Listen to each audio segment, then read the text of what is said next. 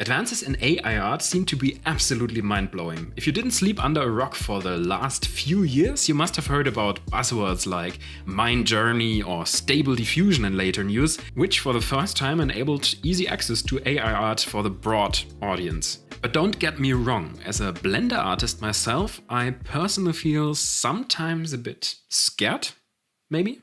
I mean, you just need to type in something and it basically spits out a Picasso. Awesome, but terrifying at the same time. And that's why I approached this Blender tutorial a bit differently. This time we're not only looking at creating a fantasy artwork from start to finish, but I'm also going to tell you how AI tools can actually help you to improve your workflow instead of replacing you as an artist altogether. I mean, at least for now.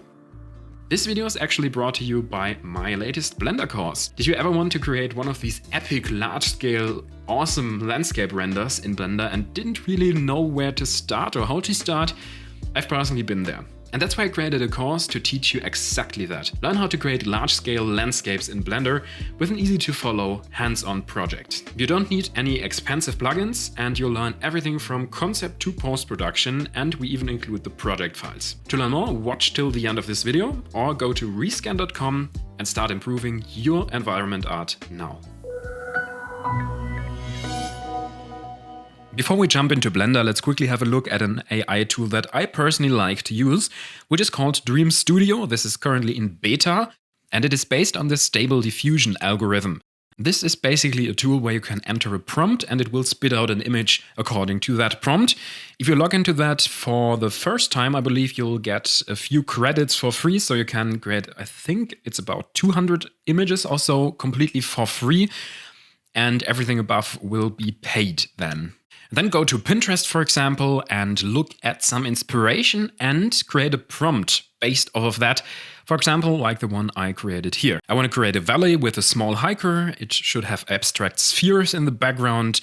It should be very hazy, dark, moody, and desaturated. Basically a fantasy scene. And if you entered all of that, just press Dream, which will create an image based off of your prompt. It takes a few seconds, but it is very fast compared to the different alternatives.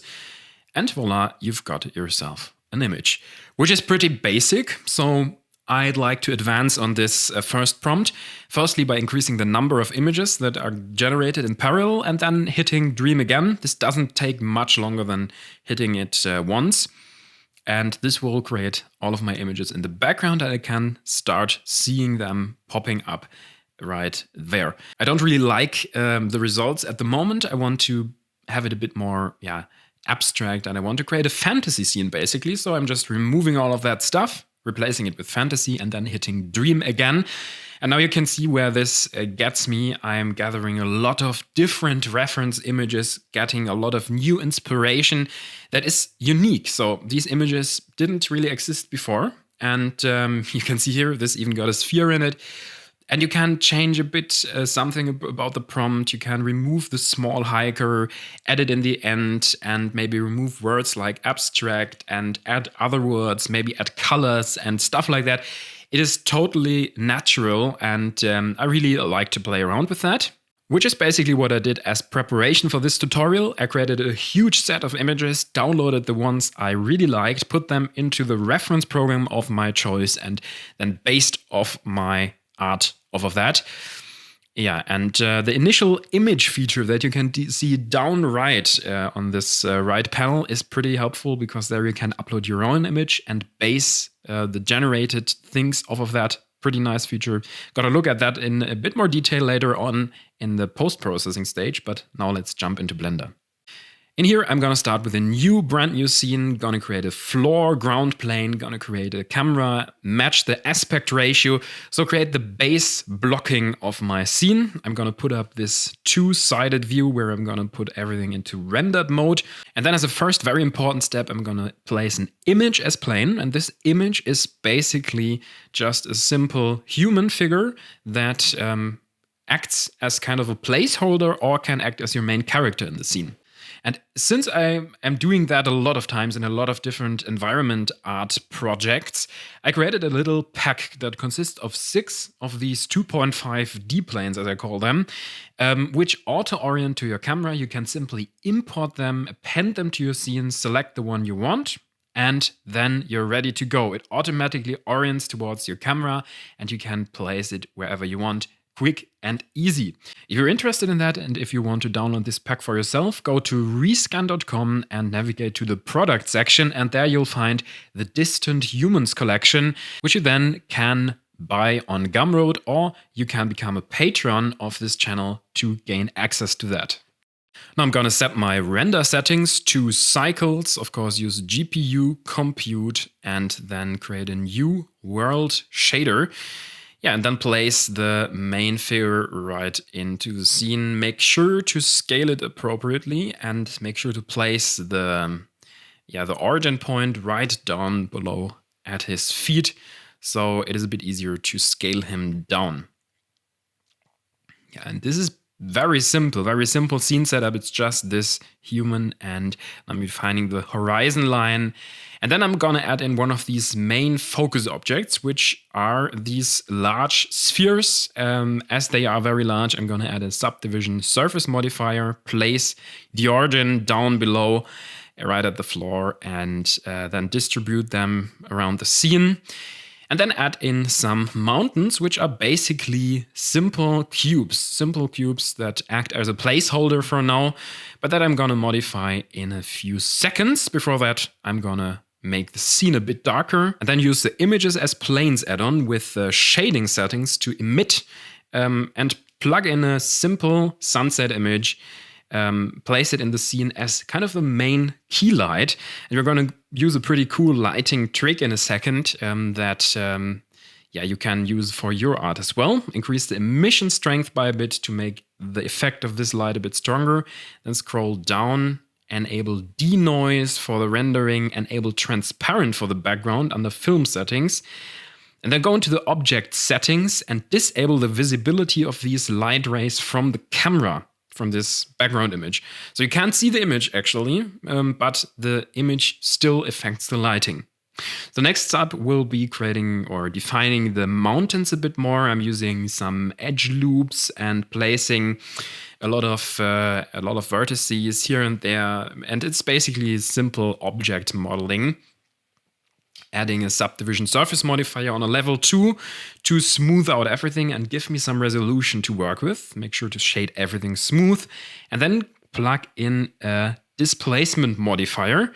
Put that on clouds, for example, or Musgrave or stuff like that. Reduce the strength of it a lot, and then change the noise type, for example, to Voronoi, and try stuff like rigid multifractal, which is very optimal for kind of these landscapes stuff.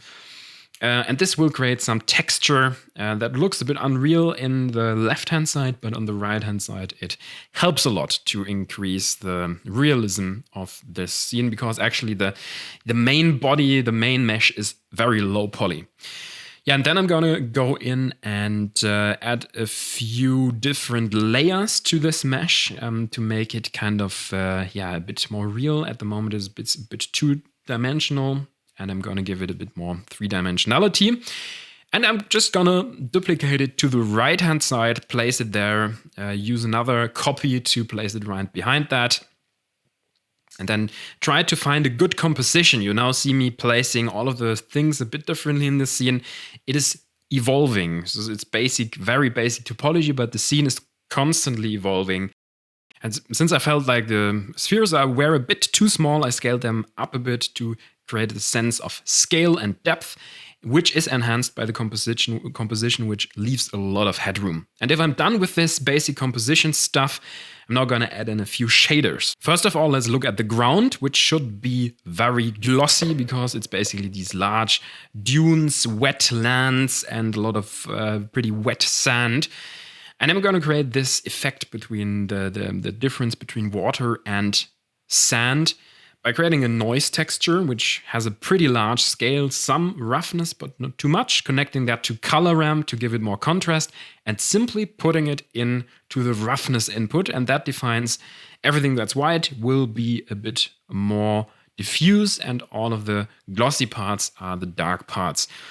Then I'm going to add in a few waves, smaller waves, to give that a second layer of contrast. Very large scale, a bit of a few bumps. You can simply copy these settings right here. And then using a bump map on a very, very low strength, something like 0.07, is totally sufficient. Plugging that right into the normal input. And then playing a bit around, increasing the lowest roughness a bit, which will conclude this shader. The spheres are a basic black material which have a low roughness, so they are very glossy. We're coming right to the mountains. Again, everything procedural. Just use a principled shader setup again to get that started. Add in a noise texture to give that a bit of noise. Increase the scale, give it a bit of detail and roughness and distortion to give it that kind of that organic look. And then use a bump mapping node that you connect to the normal input and give that a few bumps in combination, which this reflectivity looks pretty great. And plug in the noise texture black and white factor input to the base color. Yeah, and then match it to your scene scale. So very simple right there. You can, by the way, play around with this background plane to change the placement and the lighting of that stuff. And then if you feel like it, you can play a bit around with the placement of the other elements as well, like I am doing right here. Playing a bit around, adding another layer of displacement, using a second texture for that, and reducing its strength by a lot. So I want to have a second layer on top of my first one. Again, using the type clouds with a pretty low size, and then you can change it again to multifractal to give it this even smaller layer. But this, of course, requires a lot of resolution. You can do that via bump mapping, but I love the physical displacement that takes place here. Okay, and this adds a bit more textures since these mountains are pretty large. You could have created them with something like the ANT landscape add-on, but I like to approach things a bit differently sometimes. And now I think this did the job pretty well. Next up, I'm going to use exactly this add-on, the ANT Landscapes add-on, and add in a new Voronoi Hills type, which is this pretty nice kind of Mario-like valley type of mountain. I really like that, and put it in the background. It should be very small. Just duplicate a few of these to give the background a bit of detail. This will vanish in the fog, in the haze later on. And then make sure to enable extra objects in the add-ons, and then Shift-A, add in a new rock via the rock generator. So didn't saw that because it was very fast. You will see that in a second. So I'm going to press Shift-A and add in a new rock generator. And there you can add some procedurally generated rocks. You can even change their dimensions a bit and their look and the resolution, of course. And then use them, duplicate them, scale them, and make sure to rotate them. Add a bit of randomness in your scene. Make sure to place a few larger ones right next to some smaller ones to give it kind of this organic look. And again, you see me going back and forth with the background and maybe rotating the background a bit and stuff like that. Now I'm adding in an area lamp because the foreground is a bit too dark and I want to create the illusion of a very large open space. So I'm going to add in an area lamp with a very large size, pretty medium power, and give it this kind of bluish tone to emulate kind of the real sky. Now I'm gonna add volume metrics, again, as I usually do by adding in a cylinder, which acts as my volumetric mesh. And there I'm gonna delete the default principled shader, add in a principled volume shader on a very, very low setting, maybe play a bit around with the anisotropy and focus the light a bit more or distribute a bit more. Kind of have to look at your scene because it really matters how large all of the objects are in your scene. Yeah, and this is pretty cool effect to glue everything together. It really connects everything into one large sequence. Okay, now let's tidy up our scene. Let's group everything. Let's name everything. Pretty great tip. You should do that if someone else wants to look at your scene, or you want to look at your scene in a few months or years. You will find all of your stuff again. For the final edits, I like to increase the emission strength a bit to balance out the volumetrics of my background image. Then I'm gonna go into the sculpt mode to sculpt a bit of these mountains, give them a bit more variation. If you feel a bit lost at this stage and don't really know what to do to improve your scene, maybe consider using the Dream Studio again and use something like the viewport image as your initial image input. So for the final render settings, let's enable denoising for render and some of the render layers, ambient occlusion, shadow, and direct and indirect glossy, and then press F12 and hit render. To gather some inspiration, again for our post-processing stage, I'm gonna go into Dream Studio and choose these renders as my initial image and simply press Dream without any prompt. Increase the number of images to something like 9, for example, and this will generate a lot of different images. Some of them I like, some of them I don't. Here I like the atmosphere, I like some of the mountains. I can even enter a custom prompt to add some stuff to my scene. Here, for example, I added some mountains. You can add some clouds, another hiker, some trees. Choose what you want, simply download the ones you like, and then use them again as your reference images. You can even do some photo manipulation, for example. Here, this is pretty cool because it's got a lot of fog and I want to enhance that image. The lighting looks pretty nice in that one. Yeah, and this is the initial image feature at its best.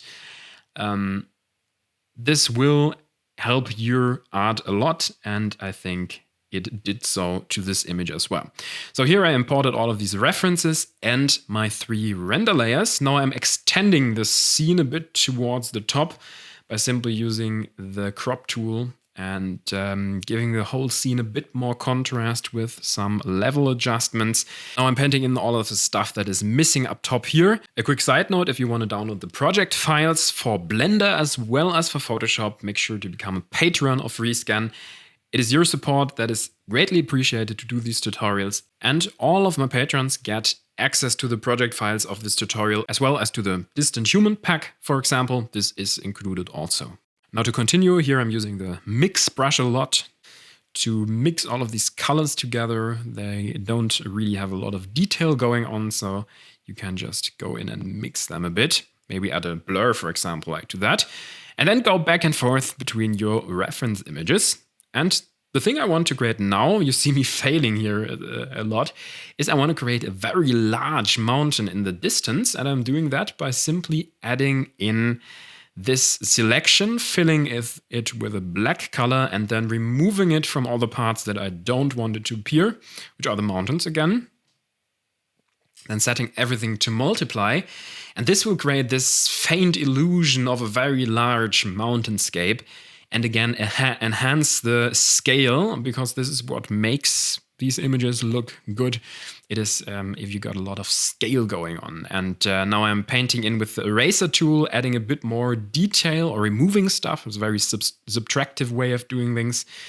Then adding a new layer, clamping that to this first layer, setting it to multiply, and painting over that with a white brush to give this mountain a hint of shading, which is very, very low, and but it gives the artwork some character. And then I'm copying layer masks and stuff like that, changing blend modes. Soft light works good in this case, and using very, very low opacities because I don't like it to be that strong. Make sure to place a highlight behind your mountain, and this will kind of create another layer.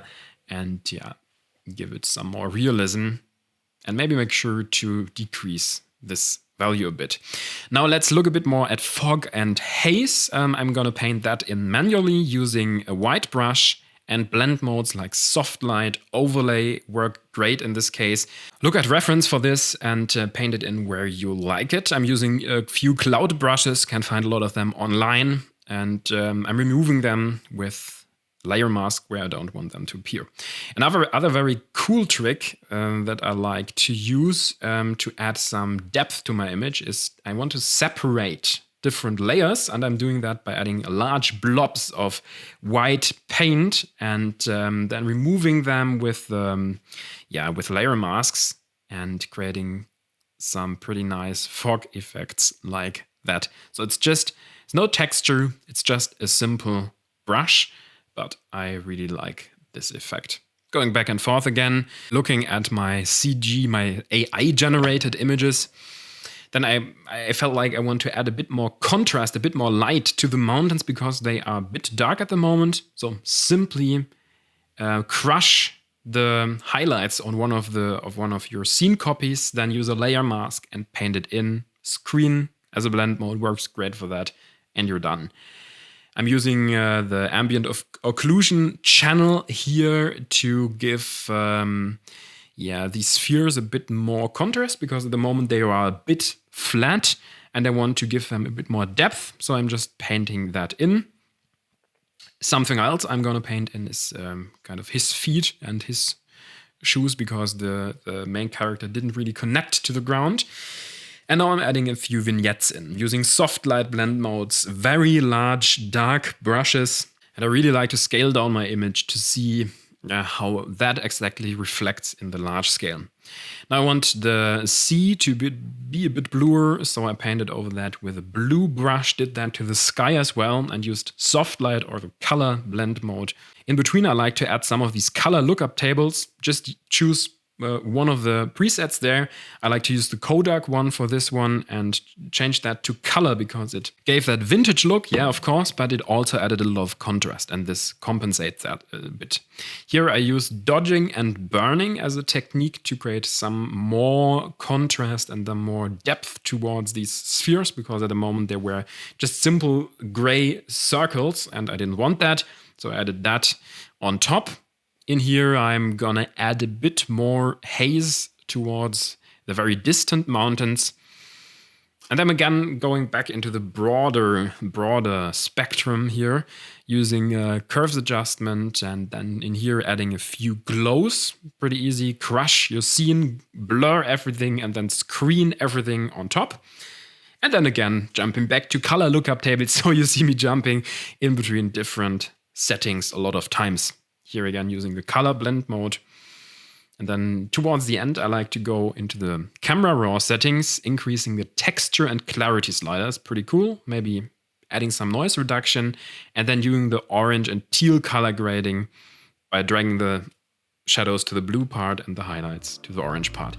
Yeah, and this is finally it. This is our artwork. Hi, I'm Kevin, I'm a 3D artist and I've been using Blender professionally for over 10 years now.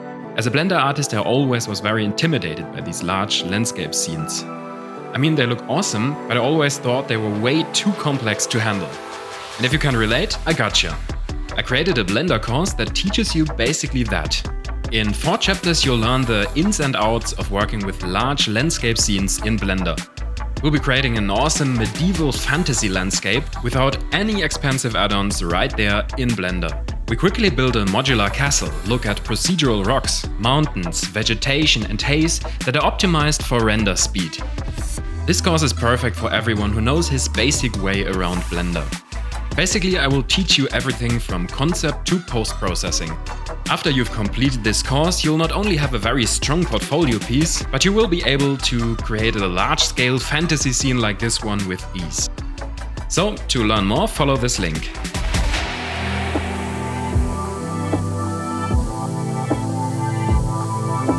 If you like this video, I bet you'll like this one as well, where we create another fantasy artwork in Blender. I think it's a worthwhile watch if you want to learn more about environment art.